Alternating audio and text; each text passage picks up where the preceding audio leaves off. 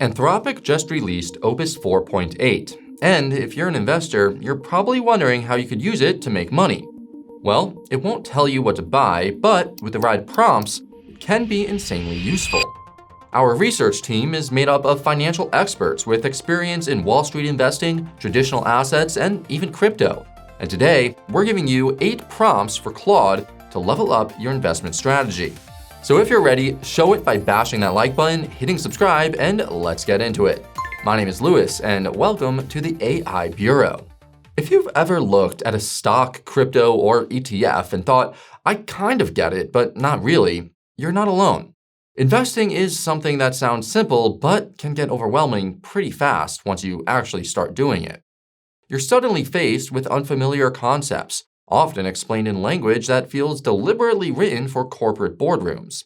That word salad can make it hard to understand what you're actually buying, or put you off investing altogether. Figuring out all the jargon can be a time-consuming process, but it doesn't have to be. One of the many strengths of AI is its ability to explain things in simple terms, and Claude does it better than just about any other AI model out there. So, before you invest a single dollar in anything, why not ask Claude to help you understand what you're actually buying? You can let AI explain what the asset represents, how it works, and what needs to happen for it to go up in value. Let's use ETFs as an example here, but remember, you could apply this to any investment, whether that's a stock, commodity, crypto, or a concept that you don't quite understand yet. Here, we gave Claude the following prompt. Explain ETFs as if I've never invested before. What do they actually represent? How do they generate returns or lose value? And what should a complete beginner understand before considering them as an investment? Thanks to Claude, we now know that ETF stands for Exchange Traded Fund, with an explanation that's easy to understand. We know that most ETFs track a stock index like the FTSE 100 or the S&P 500. They gain value as the underlying assets rise in price and also collect dividends from those companies. There are also a few things to keep in mind: price fluctuations, long-term time horizons, low costs, and so on. You could even do this with things that you think that you already understand. You'd be surprised how many obvious investments have mechanics that people assume without ever really checking. Claude is especially good at breaking down things that look simple on the surface, like what an ETF actually holds, how much it's weighted, and which fees quietly eat into your profits each year. If you're new to investing, you could think of this as step 0 for any new position. If you can't follow the information, that's valuable information in itself. It means that you're not ready to invest yet, but Claude gets you ready in no time. Now, if there's one thing that every investor needs to remember, it's that not every idea is a great idea. The problem is that we often believe we've found a great investment, and then only pay attention to the data that supports our thesis. This trap is called confirmation bias, and it's one that you'll have to try really hard to avoid. In fact, it's so common that you'll notice it pop up several times throughout this video. In any case, one way to avoid confirmation bias is to ask Claude to build you a bull case and a bear case. In case you didn't know, a bull case is basically an argument for why an asset could rise in value, while a bear case is the argument for why it could underperform. If you want to make the best investment decisions, you need to hear both sides. So let's use gold as an example and give Claude the following prompt. Give me the strongest bull case and the strongest bear case for investing in gold right now. For each side, tell me what specific evidence, data, or events would make that argument stronger, and what would weaken it. For the bull case, Claude points to central bank demand for gold being at historic levels, among other factors. Things that would strengthen the bull case include Fed rate cuts, a weaker US dollar, and rising geopolitical tensions. On the flip side, the bull case weakens if inflation falls quickly, the dollar strengthens, or central bank buying slows down. For the bear case, Claude highlights competition from treasury yields and gold's recent pullback from its all-time high, which suggests investors are rotating out. The bear case gets stronger if geopolitical tensions ease or the Fed signals no rate cuts for years. However, it weakens if central bank buying continues, or if the US fiscal situation deteriorates even further. Essentially, this prompt gives you a checklist of sorts, helping you to cut through the noise. This can be particularly powerful for assets with loud, passionate communities. Think AI stocks, certain cryptocurrencies, or any other asset where the bull case is screamed from the rooftops and the bear case gets sidelined. Another way to avoid confirmation bias is to ask yourself, what am I missing? Most investors forget to do this because they feel that they've already done enough research. They've sifted through the earnings reports, seen a good entry price, and feel pretty good about buying. But without stepping back to see the bigger picture, this is also where investors are at the most risk. It's human nature to seek out information that confirms what we already believe. Once we decide that we like something, our brains cling on to information that works in its favor and consciously avoid anything that puts the belief system under threat, even when we think that we're being objective. The good news? AI doesn't have a brain. So let's ask Claude about what we're missing with Bitcoin using the following prompt. I'm considering investing in Bitcoin. Here is my current understanding. Bitcoin is the biggest cryptocurrency and is often called digital gold. What are the hidden risks, weak assumptions, valuation concerns, or recent negative developments I might be overlooking? Now, quick note here, we've kept it brief for the sake of time, but the more specific that you are with your own summary, the more targeted Claude's response will be. A vague input gets a vague answer, so be sure to write out everything that you already know. Claude's response tells us that the whole digital gold narrative is wearing thin, and that institutional adoption is maybe weaker than people realize. Claude also points to extreme price uncertainty, macro sensitivity, regulatory risks, the threat of quantum computing, and a few other concerns. This prompt is great because Claude will often identify risks around things like regulation, liquidity, concentration, and any negative news headlines to be aware of. Importantly, though, you should always treat this output as a checklist of things to go verify, not as a final verdict. Remember, AI doesn't have a brain, so use your own judgment. And by the way, if you're enjoying the video so far and want to find out more ways to leverage AI, then why not sign up to the AI Bureau's weekly newsletter?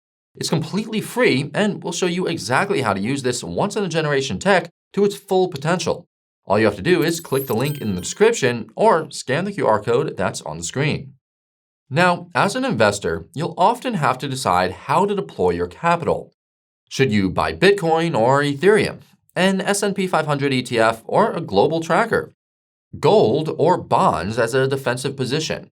These are some of the many tough decisions beginner investors face. And unfortunately, gut feeling just ain't gonna cut it as a reliable investment strategy.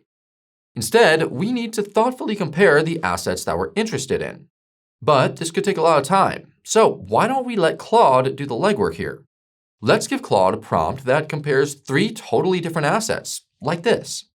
Compare the S&P 500, Treasury yields, and silver across 3 dimensions: risk level, upside potential, current valuation, historical volatility, fees or hidden costs, recommended time horizon, liquidity, and what type of investor each one suits. Present this as a structured side-by-side comparison. If you're a total beginner, a few quick definitions are worth explaining here. Volatility is how much an asset's price swings up and down. Liquidity is how quickly and easily you could sell without moving the price. Time horizon is the minimum period that you'd realistically need to hold something for the thesis to play out. Remember what we said earlier. If there's anything that you don't understand, you can always ask AI to explain it. Anyway, Claude gives us a table that lays everything out side by side. From here, we could see that 10-year treasuries carry the lowest risk, while silver carries the highest. We also see that the S&P 500 has an average annual return of around 10%. Silver, meanwhile, looks more like a speculative asset. Overall, the S&P 500 suits long-term investors. Treasuries suit low-risk profiles, and silver is more for those looking to hedge against inflation.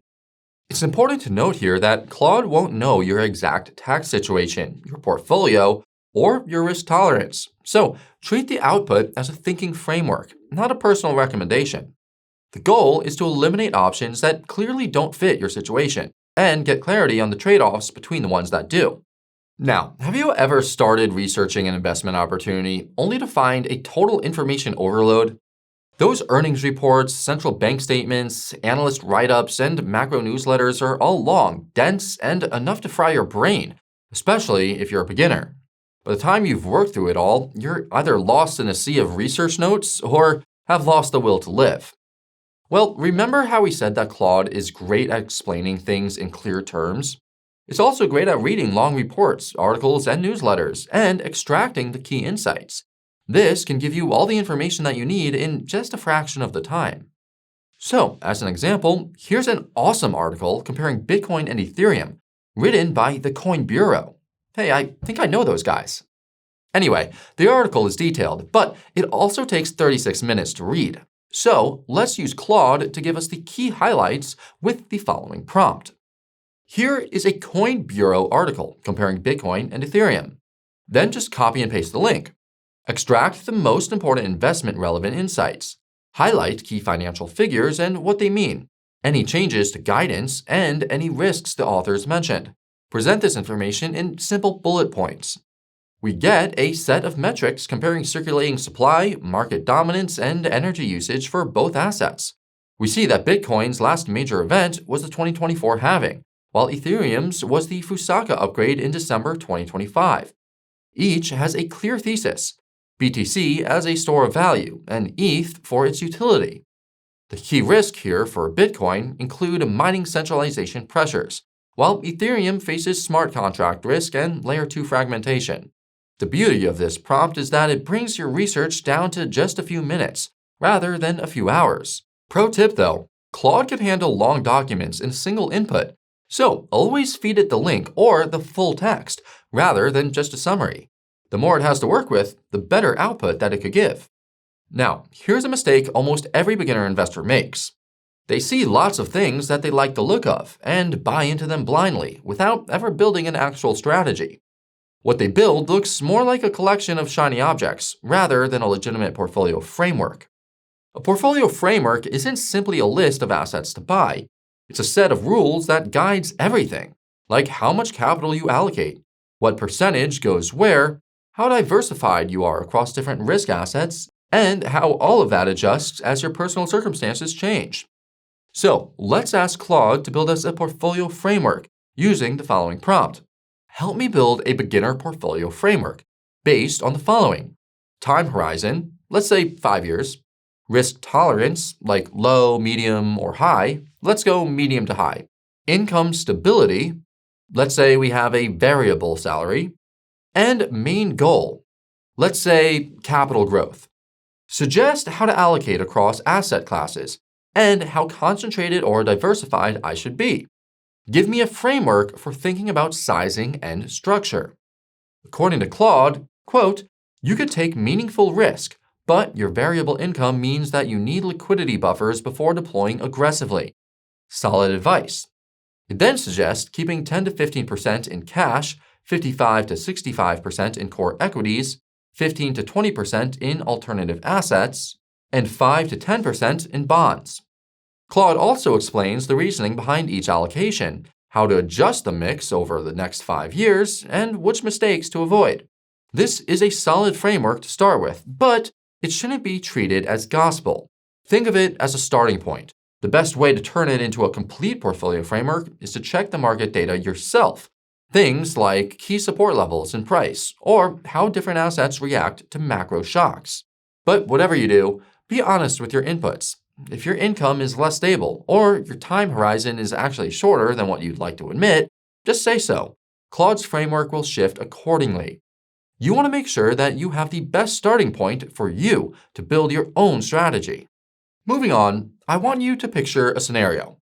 You've done your research. You understand the asset. You've got a reason to like it. You've even looked for the bear case. Your investment thesis is locked in. And the last thing that you want now is someone telling you why you're still wrong. And that's exactly why we're going to ask Claude to do just that. Out of the prompts that we've covered today, this is probably the most important. That's because having Claude attack your investment thesis forces you to be honest with yourself about whether your beliefs still hold up. In other words, it forces you to deal with confirmation bias head on. So, let's say that you're interested in NVIDIA stock. Your prompt can be something like this. Here is my investment thesis for NVIDIA's NVDA. Then you just write out your reasons for liking it, the catalyst that you're counting on, and your expected time frame. Then write the following. Now act as a skeptical analyst who thinks this investment is a mistake. Challenge every assumption that I've made. What is the weakest part of my argument? Where am I overconfident? Now, we haven't included an investment thesis for NVIDIA here. You'll have to do your own research there and write one of your own. Still though, this prompt works great for getting the most contrarian take on your own viewpoint. This is arguably the most powerful thing that you could do as an investor, as you're actively trying to avoid FOMO, one of investing's biggest traps. That said, the goal here isn't to talk yourself out of every investment. It's to find the weakest link in your reasoning before you commit any real money. If Claude's counter-arguments are weak and easy to dismiss, well, that's a good sign. It typically means that your thesis is solid. But if Claude's counter-argument is hard to ignore, then you'll probably avoid making some very costly mistakes. But again, it's important that you be specific. Claude can only attack the arguments that you give it. If your thesis is vague, the critique will either be vague in response, or it'll be far more powerful than the argument that you put forward. So write out your actual reasons for wanting to buy, with as much detail as you can. You'll get a much sharper response.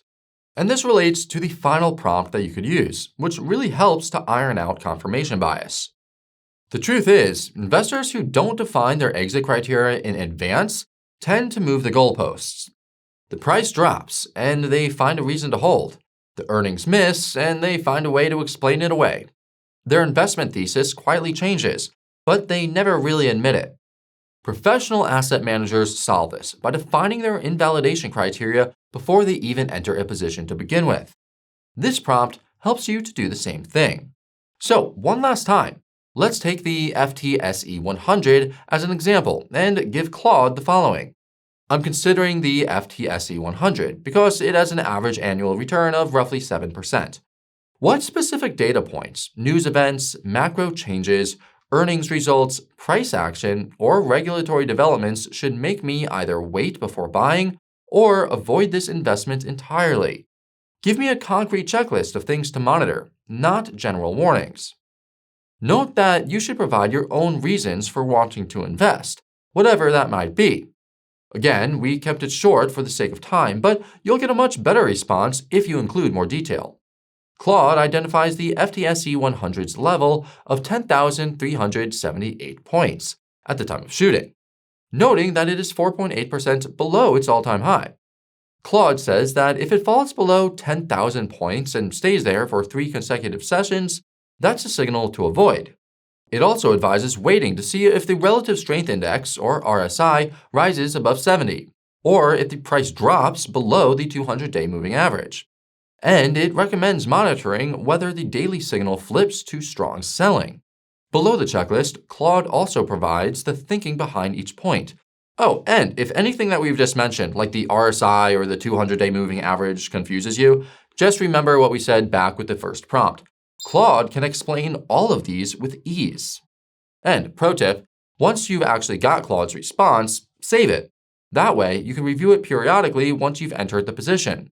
If 2 or 3 items on that list start to materialize, that's your signal to reassess. This allows you to make decisions based on the logic that you defined before your emotions got involved. With all the 8 prompts we've given you today, though, here's what you must always keep in mind. None of this replaces doing the actual work. Claude doesn't have a live market feed. It can't predict prices, and it's definitely not a substitute for professional financial advice. What it can do, though, is help you ask better questions. And in investing, the quality of your thinking is often what determines your success. And there you have it, folks. You now have a framework that will help you leverage Claude to level up your investments. If you enjoyed this video, show that like button some love and subscribe to the channel for more tips like these in the future. Thank you all so much for watching, and I'll see you again very soon. This is Lewis, signing off.